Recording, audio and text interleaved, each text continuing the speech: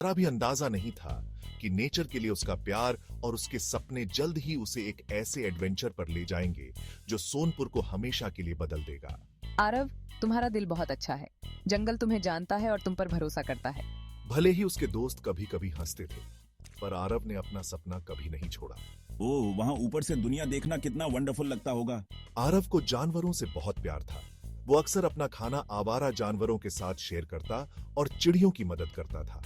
उसे नेचर में घर जैसा लगता था और वो हमेशा सोचता रहता कि पहाड़ों के उस पार क्या है। उसका सबसे बड़ा सपना था एक ईगल की तरह ऊंचा उड़ना। वो सबसे ऊंचे पेड़ पर चढ़ जाता, हाथ फैलाकर उड़ने की इमेजिनेशन करता। हाँ आरव, वो वाली जिसमें टाइगर और प्रिंस थे। आरव, उन हीरोज की एक और कहानी सुनाओ ना। सोनपुर की हरी भरी वादी में लाइफ बहुत सिंपल और स्वीट थी। गांव वाले खूब मेहनत करते थे, बच्चे खेलते थे और बड़ के पेड़ के नीचे कहानियों का दौर चलता था। उन्हीं में से एक था आरव, 10 साल का लड़का जिसका दिल हिम्मत से भरा था और जो उड़ने के सपने देखता था। आरव ने उसका नाम रखा अग्निपंख, यानी फायर विंग्स। ड्रैगन ने उसे प्यार से सहलाया और एक मैजिकल दोस्ती शुरू हो गई। आरव ने अग्निपंख को सीक्रेट रखा। जंगल के छिपे हुए कोनों में उसके साथ खाना और एडवेंचर्स शेयर करता था। अग्निपंख तेजी से बड़ा होने लगा। उसके स्केल्स और ज्यादा चमकने लगे। उसके पंख और मजबूत हो गए। उनका बॉन्ड भरोसे और जादू से भरा था। सिर्फ उन दोनों के लिए एक सीक्रेट दुनिया। तुम एक ड्रैगन हो। This is incredible. कुछ हफ्तों बाद अंडा फूटा और उसमें से एक छोटा सा गोल्डन ड्रैगन निकला, बिल्ली के बच्चे से भी छोटा। ये क्या है?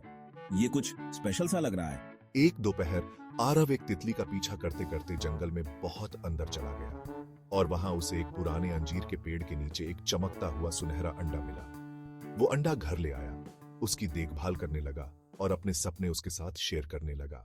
उनकी दोस्ती और गहरी हो गई। पेड़ों के नीचे वो बिना कुछ कहे बातें करते और भुनी हुई बेरीज खाते। गांव वालों ने आरव का नया कॉन्फिडेंस देखा, पर उन्हें उसके सीक्रेट का कभी अंदाजा नहीं हुआ। तो आरव और अग्निपंख चुपके से सोनपुर के ऊपर उड़ते रहते। उनकी मैजिकल दुनिया सबसे छिपी हुई थी। This is amazing. मैं सच में उड़ रहा हूँ। कभी कभी अग्निपंख आरव को भी जमीन से ऊपर उठा लेता और उसे उड़ने के अपने सपने का मजा चखने देता। यस, तुमने कर दिखाया अग्निपंख। आरव के एनकरेजमेंट से अग्निपंख आसमान में उड़ चला। पहले तो थोड़ा क्लमजी था, फिर हर दिन और ऊंचा उड़ने लगा। कम ऑन अग्निपंख, तुम कर सकते हो। बस अपने पंख फैलाओ और हवा को फील करो।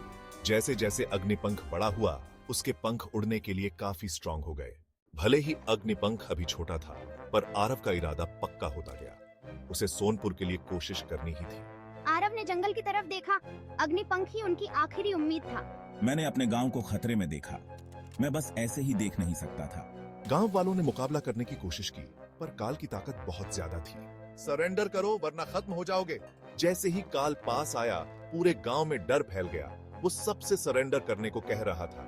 वो हमारी वादी के लिए आ रहा है। कहते हैं काल का ड्रैगन आग उगलता है और तबाही मचाता है। सोनपुर की शांति भंग हो गई जब काल नाम के एक बेरहम योद्धा की अफवाहें उड़ने लगीं, जो एक भयानक काले ड्रैगन पर सवार था।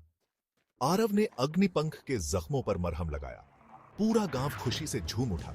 उनके हीरोज थे एक लड़का और उसका ड्रैगन। सोनपुर में एक नई सुबह आ चुकी थी और आरव और अग्निपंख के लिए अभी और भी कई एडवेंचर्स इंतजार कर रहे थे।